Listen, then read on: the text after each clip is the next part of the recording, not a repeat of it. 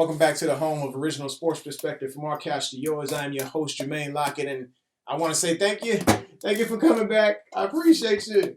For those of you who are new, please hit that like, hit that subscribe, hit that notification bell because we'll be bringing you that original sports perspective from our couch to yours on a daily or probably every other day basis. Whenever I can get to it, you know how it is with family, kids, all that good stuff.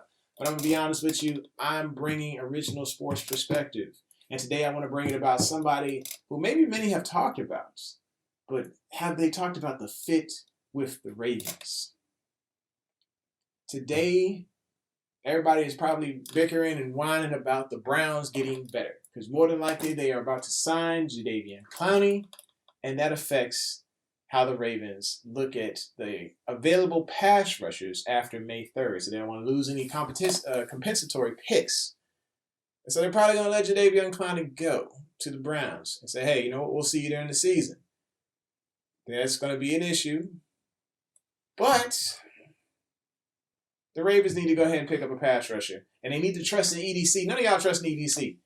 Yeah, y'all hate on this guy during the offseason. You want to hardball fight every time there's somebody that is a highlight signing, that is a flashy new toy for another team. You want to come after Eric DeCosta when he's been handling business. He's been making picks to make this team successful to get into the playoffs each year. And y'all hating on the dude. Trust in EDC, I'm telling you, because he can make moves like this, like the one I'm about to mention, for a guy whose name, I swear he sounds like a Dragon Ball Z character. Jeremiah Owusu-Koramoah. We're just going to say Owusu. If I say Kamehameha, that's what I'm talking about as well. Jeremiah Owusu-Koramoah. Took me a minute to get it right. Got it written down over here. I want to talk about more than just his name. I want to talk about the guy in general. I mean, we're talking about a person who had a scholarship to go play basketball and was in love with football, so he chose football. Don't you just love players who love football so much that they're willing to chase their dream no matter the chances? This is that guy. And because of that, he got ACC Defensive Player of the Year in 2020. He got the Butkus Award in 2019. This is the guy who comes downhill and delivers the thunder. Kamehameha does. Or should I say it will soon? Stop being disrespectful up in here. And I'm going to tell you something. He doesn't play like a Raven. Is that a bad thing? No, not in this situation. Take a look at the previous history of certain Ravens. Were they excellent in pass coverage? Not exactly. They were jacks of all trades. You had people who would come through like Sizzle. Sizzle was smart. He had good awareness. He could stop the run. And he was all about putting Big Ben's butt in the freezer down in the basement. That's where he said he held it at. But every linebacker is not of that build. You have some that are better at pass coverage. And this gentleman is great at pass coverage. If you go look at the pass breakups he had in 2019, it was just fire.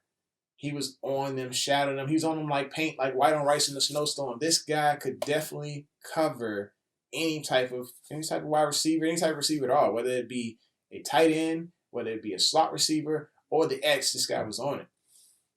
And the reason I say he don't play like a Raven is because he reminds me of an inside linebacker for the San Francisco 49ers. And that's Fred Warner. Go back and look at the 2019 tape of the Baltimore Ravens versus the San Francisco 49ers. There's a play, one play, but it just lets you know the caliber player that Fred Warner is. He was one-on-one with Hollywood Brown and made the pass deflection. Lamar saw, hey, this is a full-on mismatch. Let's make it happen or whatever. And Fred Warner went stride for stride and smacked the ball down. And I believe that was a third down. So it was a turnover on downs. I mean, basically it was full on, hey, we got to kick this ball away because they couldn't get it done. Because Fred Warner was on this dude. Like I said, like white on rice in a snowstorm, he was on him. And I believe Owusu has that type of ability. He has the proclivity.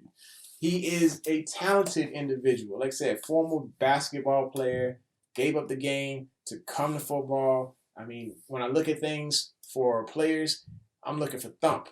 That's the biggest thing I'm looking for. Can you come down here and deliver that thunder? Can you make them think about a career change? Maybe joining a chess club, go being a manager at Albertsons or something like that because of the fact that they couldn't cut it as a football player after they got a hit from you. That is this guy. That is the guy you want to bang the table for. And you're probably wondering like, well, okay, well, how does Baltimore get him? He's being projected in the teens. Probably somewhere around the 16th or 17th pick, somewhere around Arizona. I've even seen him fall as late as Cleveland at the 26th pick. So that really kind of puts us out of the equation, right? Wrongo! Let me tell you why. Because we got that chess piece sitting right there, that number one piece or that ace up the sleeve in Orlando Brown. And the reason I say this is because there are teams out there that need tackles, desperately need tackles. Now, I'm not talking about Kansas City because that pick is number 31, and he'll be long gone before then. There are teams in the teams, that's what I said, that need a left tackle. And when you draft one, we saw it with the one that the Miami Dolphins just dropped, Isaiah. He didn't pan out. He was a first-round pick. You want a sure thing? Call up Zeus Jr. This guy's a left tackle. At least that's what he says. And we trade him off, ship him off to, let's say, the Vikings or the Giants or, the Chargers. They all need tackles. Whether he becomes a left tackle or whatever, that's their business over there. Let them handle that once we go ahead and ship him out. Go ahead and get out the dough. Y'all figure out what y'all want to do with Orlando Brown Jr. But you go ahead and hop up that 11th pick. That's 13th or 14th pick, so we can go ahead and get a franchise-type player in Jeremiah Owusu. This is Original Sports Perspective. From our couch to yours. This is Jermaine Lockett. Hey, make sure you subscribe. Subscribe.